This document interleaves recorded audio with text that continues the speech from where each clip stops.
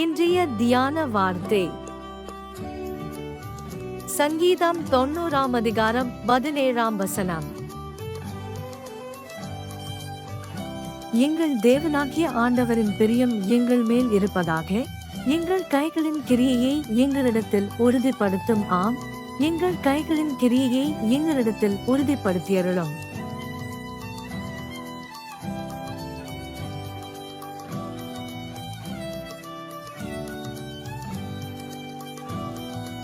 Psalm chapter 90, verse 17. Let the favor of the Lord our God be upon us, and establish the work of our hands upon us. Yes, establish the work of our hands.